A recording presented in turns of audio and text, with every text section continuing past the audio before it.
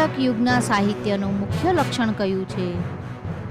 સંસાર સુધારો અને સામાજિક પરિવર્તન. અખાએ ગીતા પર આધારિત કઈ નોંધપાત્ર કૃતિ રચી છે? અખે ગીતા. પ્રેમાનંદની કઈ કૃતિ દર શનિવારે ગવાતી હતી? સુદામા ચરિત્ર. પ્રેમાનંદની કઈ કૃતિ દર ચૈત્ર માસમાં ગવાતી હતી? ઓખાહરણ.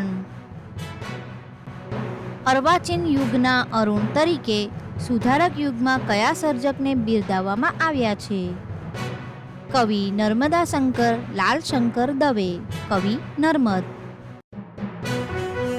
અર્વાચીન ગુજરાતી સાહિત્યમાં સુધારક યુગની પ્રથમ કાવ્યકૃતિ કઈ છે? બાપાની પીપર. કવિ દલપતરામ. એલેક્ઝાન્ડર કિનલોક ફોર્બ્સના સહયોગથી કવિ દલપતરામે કઈ સંસ્થાની સ્થાપના કરી? Gujarat vernacular society. Gujarat vernacular society દ્વારા 1.5 સદીથી પ્રકાશિત થતા સામાયિકનું નામ જણાવો. બુદ્ધિપ્રકાશ. ઈસવીસન 1848.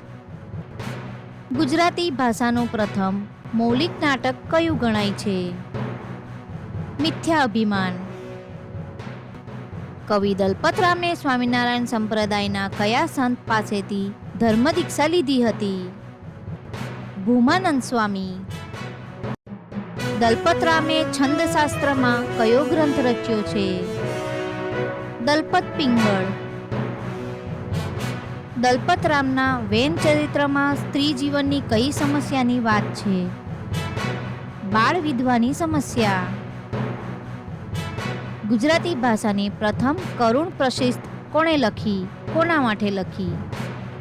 કવિ દલપતરામે મિત્ર એલેક્ઝાન્ડર કિનલોક ફોર્બ્સ માટે. ગોવર્ધન રામે પોતાની પુત્રીનું ચરિત્ર કયા પુસ્તકમાં આલેખ્યું છે?